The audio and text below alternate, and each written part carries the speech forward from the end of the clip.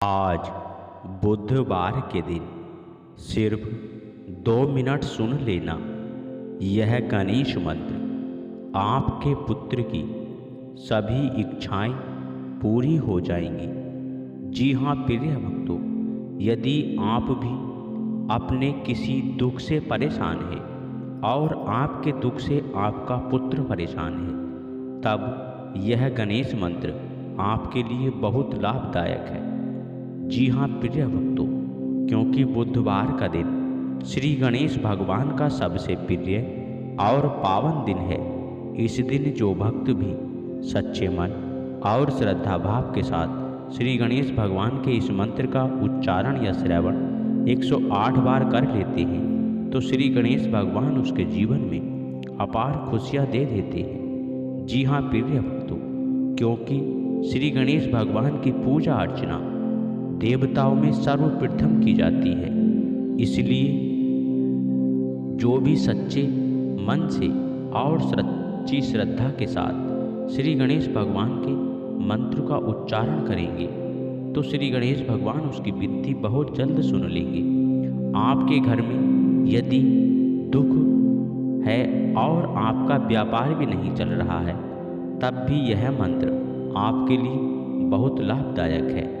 तब इसके लिए आप इस मंत्र को पूरा 108 बार तक ही श्रवण करें। मंत्र को सुनकर बीच में अधूरा बिल्कुल भी ना छोड़ें, अन्यथा आपको इस मंत्र का लाभ नहीं मिल पाएगा। और इसी तरह मंत्रों की जानकारी पाने के लिए हमारे चैनल को सब्सक्राइब कर वीडियो को लाइक और शेयर जरूर करें।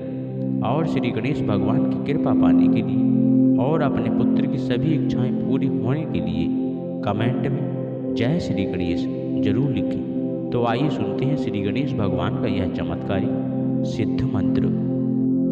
एक दंताय विद्महे वक्रतुंडाय धीमहि तन्नो दन्ती प्रचोदयात्। एक दंताय विद्महे वक्रतुंडाय धीमहि तन्नो दन्ती प्रचोदयात्। एक दंताय विद्महे वक्रतुंडाय धीमहि तन्नो दन्ती प्रचोदयात्। एक दंताय विद्महे वक्रतुंडाय धीमहि तन्नो दन्ती प्रचोदयात्। एक दंताय विद्महे वक्रतुंडाय धीमहि तन्नो दन्ती प्रचोदयात्। एक दंताय विद्महे वक्रतुंडाय धीमहि तन्नो दन्ती प्रचोदयात्। एक दंताय विद्महे वक्रतुंडाय धीमहि तन्नो दन्ती प्रचोदयात्। एक दंताय विद्महे वक्रतुंडाय धीमहि तन्नो दन्ती प्रचोदयात्। एक दंताय विद्महे वक्रतुंडाय धीमहि तन्नो दन्ती प्रचोदयात्। एक दंताय विद्महे वक्रतुंडाय धीमहि तन्नो दन्ती प्रचोदयात्। एक दंताय विद्महे वक्रतुंडाय धीमहि तन्नो दन्ती प्रचोदयात्। एक दंताय विद्महे वक्रतुंडाय धीमहि तन्नो दन्ती प्रचोदयात्। एकदन्ताय विद्महे वक्रतुण्डाय धीमहि तन्नो दन्ती प्रचोदयात्। एकदन्ताय विद्महे वक्रतुण्डाय धीमहि तन्नो दन्ती प्रचोदयात्। एकदन्ताय विद्महे वक्रतुण्डाय धीमहि तन्नो दन्ती प्रचोदयात्। एकदन्ताय विद्महे वक्रतुण्डाय धीमहि तन्नो दन्ती प्रचोदयात्। एकदन्ताय विद्महे वक्रतुण्डाय धीमहि तन्नो दन्ती प्रचोदयात्। एकदन्ताय विद्महे वक्रतुण्डाय धीमहि तन्नो दन्ती प्रचोदयात्। एकदन्ताय विद्महे वक्रतुण्डाय धीमहि तन्नो दन्ती प्रचोदयात्। एकदन्ताय विद्महे वक्रतुण्डाय धीमहि तन्नो दन्ती प्रचोदयात्। एकदन्ताय विद्महे वक्रतुण्डाय धीमहि तन्नो दन्ती प्रचोदयात्। एकदन्ताय विद्महे वक्रतुण्डाय धीमहि तन्नो दन्ती प्रचोदयात्। एकदन्ताय विद्महे वक्रतुण्डाय धीमहि तन्नो दन्ती प्रचोदयात्।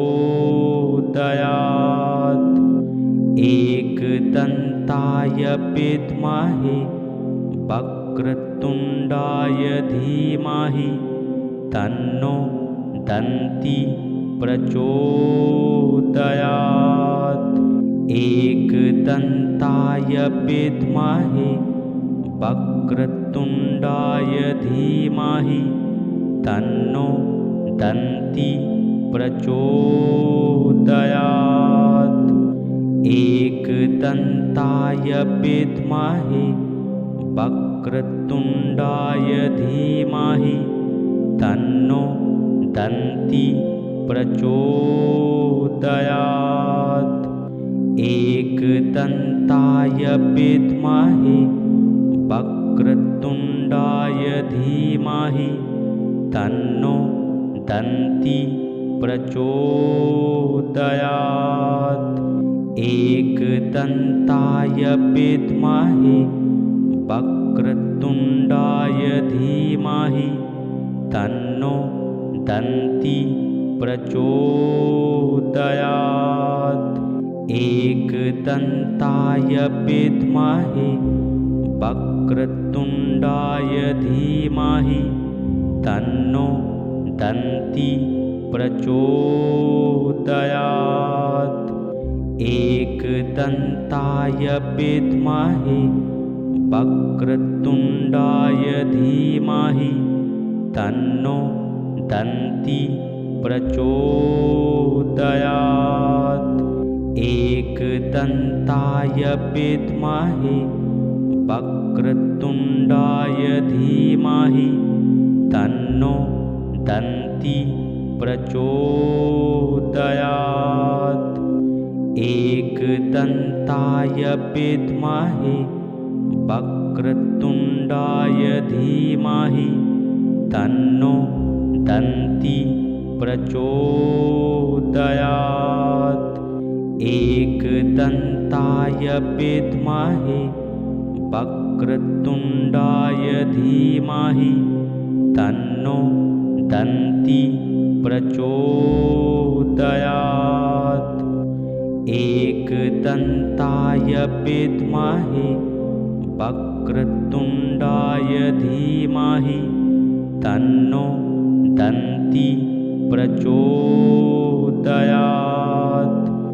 एकदन्ताय विद्महे वक्रतुण्डाय धीमहि तन्नो दन्ती प्रचोदयात्।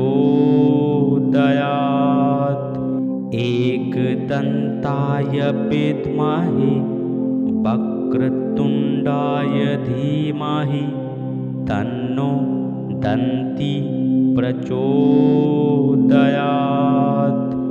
एकदन्ताय विद्महे वक्रतुण्डाय धीमहि तन्नो दन्ती प्रचोदयात्। एकदन्ताय विद्महे वक्रतुण्डाय धीमहि तन्नो दन्ती प्रचोदयात्।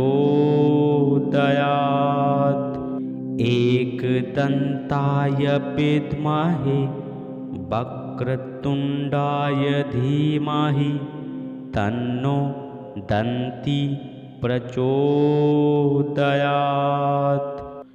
एकदन्ताय विद्महे वक्रतुण्डाय धीमहि तन्नो दन्ती प्रचोदयात्। एकदन्ताय विद्महे वक्रतुण्डाय धीमहि तन्नो दन्ती प्रचोदयात्। एकदन्ताय विद्महे वक्रतुण्डाय धीमहि तन्नो दन्ती प्रचोदयात्। एकदन्ताय विद्महे वक्रतुण्डाय धीमहि तन्नो दन्ती प्रचोदयात्। एकदन्ताय विद्महे वक्रतुण्डाय धीमहि तन्नो दन्ती प्रचोदयात्। एकदन्ताय विद्महे वक्रतुण्डाय धीमहि तन्नो दन्ती प्रचोदयात्। एकदन्ताय विद्महे वक्रतुण्डाय धीमहि तन्नो दन्ती प्रचोदयात्। एकदन्ताय विद्महे वक्रतुण्डाय धीमहि तन्नो दन्ती प्रचोदयात्। एकदन्ताय विद्महे वक्रतुण्डाय धीमहि तन्नो दन्ती प्रचोदयात्। एकदन्ताय विद्महे वक्रतुण्डाय धीमहि तन्नो दन्ती प्रचोदयात्। एकदन्ताय विद्महे वक्रतुण्डाय धीमहि तन्नो दन्ती प्रचोदयात्। एकदन्ताय विद्महे वक्रतुण्डाय धीमहि तन्नो दन्ती प्रचोदयात्। एकदन्ताय विद्महे वक्रतुण्डाय धीमहि तन्नो दन्ती प्रचोदयात्। एकदन्ताय विद्महे वक्रतुण्डाय धीमहि तन्नो दन्ती प्रचोदयात्। एकदन्ताय विद्महे वक्रतुण्डाय धीमहि तन्नो दन्ती प्रचोदयात्। एकदन्ताय विद्महे वक्रतुण्डाय धीमहि तन्नो दन्ती प्रचोदयात्। एकदन्ताय विद्महे वक्रतुण्डाय धीमहि तन्नो दन्ती प्रचोदयात्। एकदन्ताय विद्महे वक्रतुण्डाय धीमहि तन्नो दन्ती प्रचोदयात्। एकदन्ताय विद्महे वक्रतुण्डाय धीमहि तन्नो दन्ती प्रचोदयात्। एकदन्ताय विद्महे वक्रतुण्डाय धीमहि तन्नो दन्ती प्रचोदयात्। एकदन्ताय विद्महे वक्रतुण्डाय धीमहि तन्नो दन्ती प्रचोदयात्। एकदन्ताय विद्महे वक्रतुण्डाय धीमहि तन्नो दन्ती प्रचोदयात्।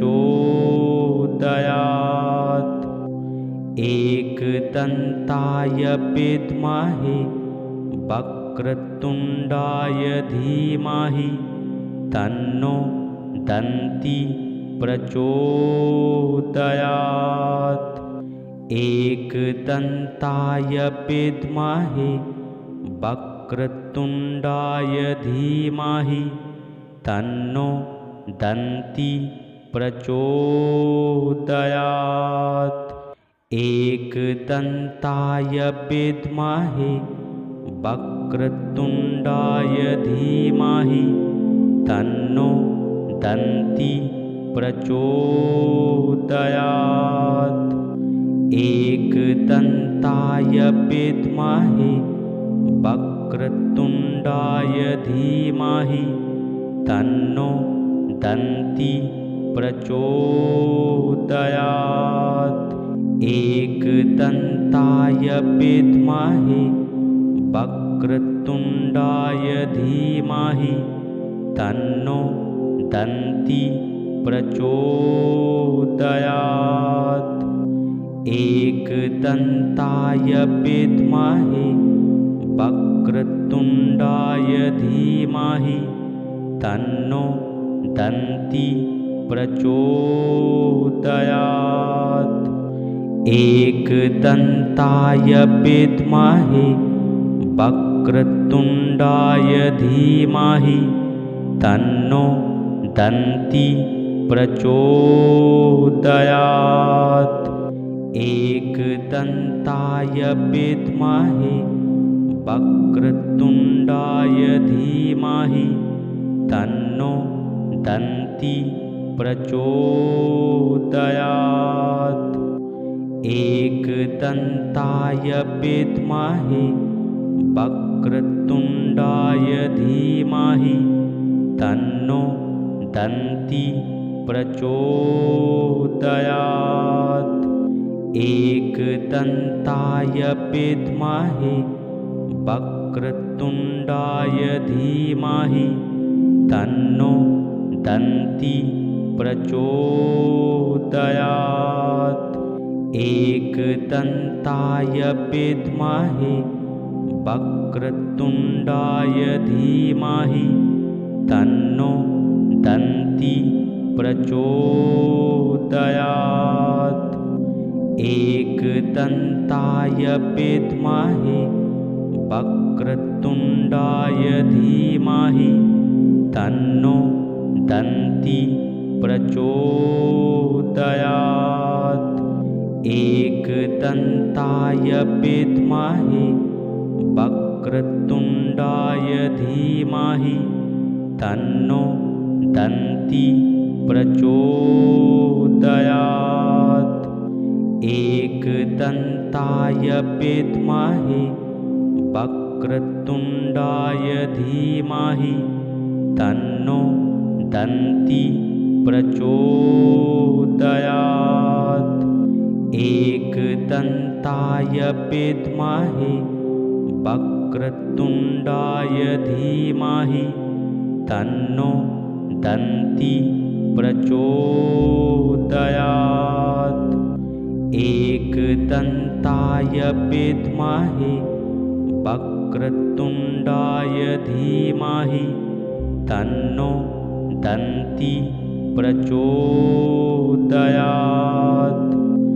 एकदन्ताय विद्महे वक्रतुण्डाय धीमहि तन्नो दन्ती प्रचोदयात्। एकदन्ताय विद्महे वक्रतुण्डाय धीमहि तन्नो दन्ती प्रचोदयात्। एकदन्ताय विद्महे वक्रतुण्डाय धीमहि तन्नो दन्ती प्रचोदयात्।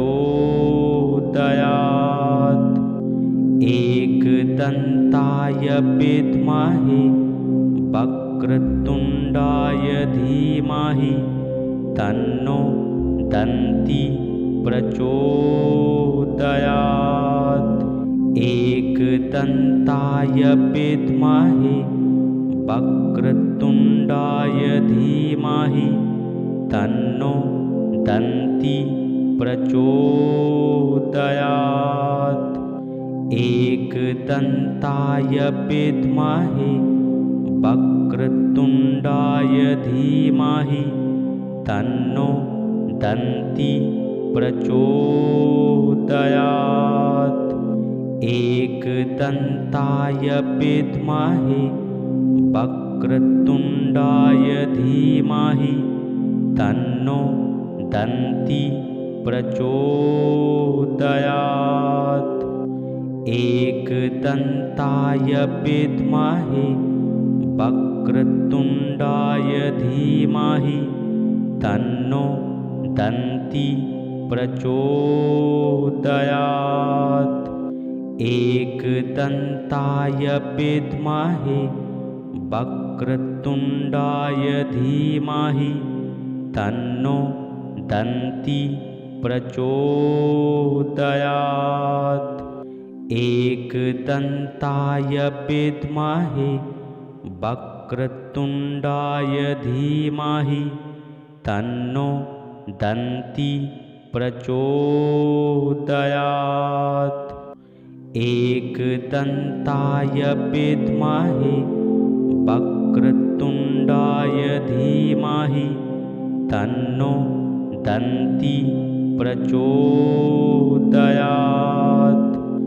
एकदन्ताय विद्महे वक्रतुण्डाय धीमहि तन्नो दन्ती प्रचोदयात्।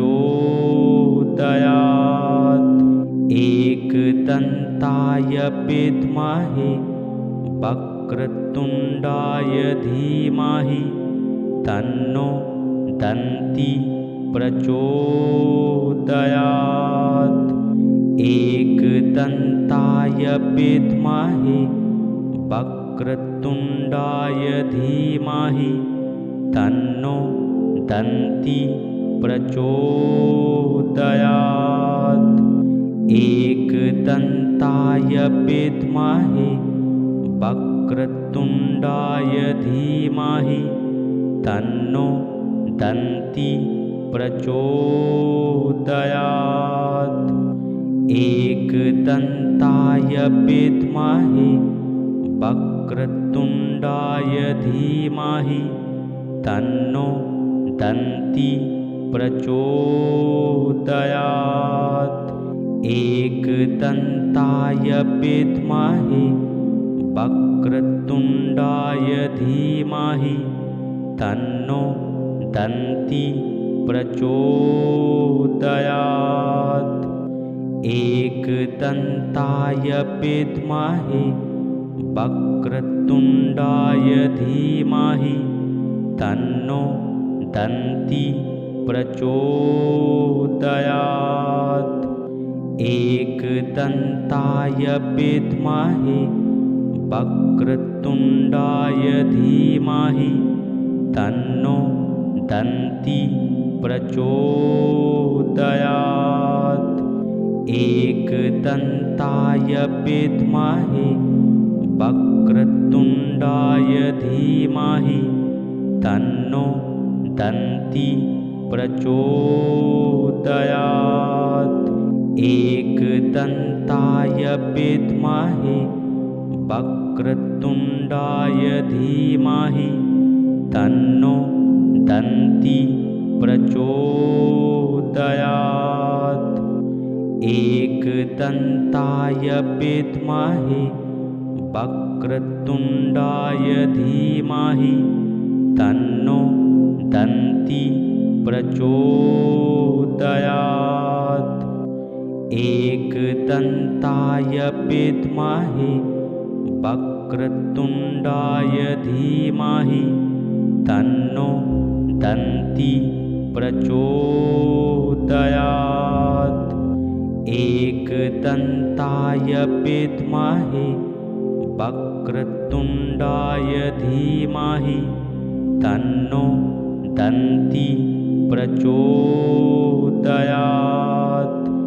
एकदन्ताय विद्महे वक्रतुण्डाय धीमहि तन्नो दन्ती प्रचोदयात्।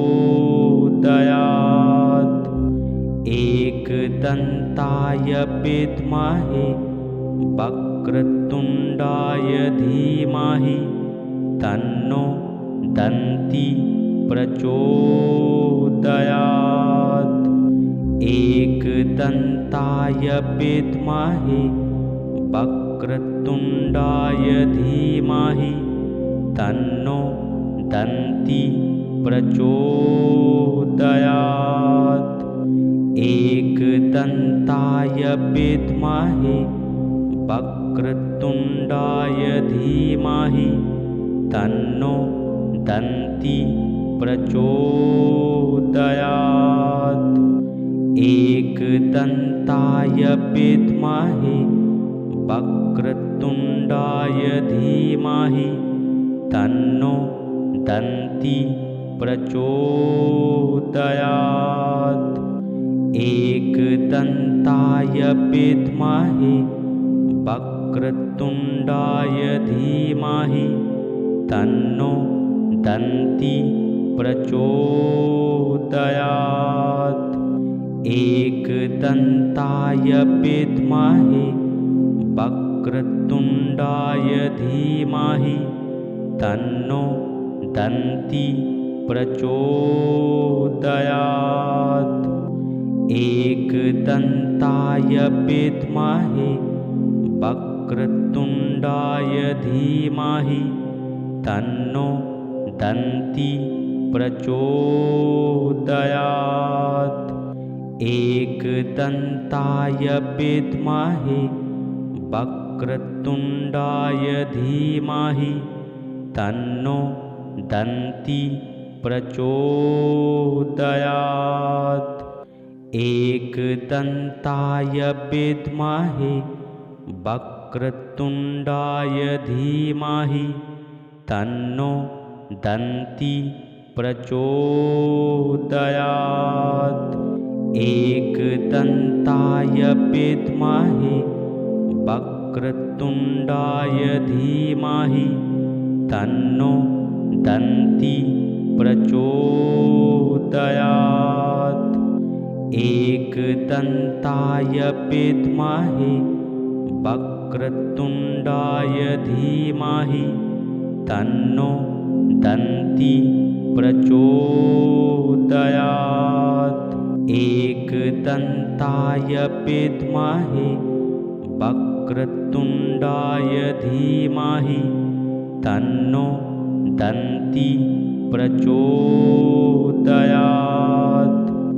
एकदन्ताय विद्महे वक्रतुण्डाय धीमहि तन्नो दन्ती प्रचोदयात्।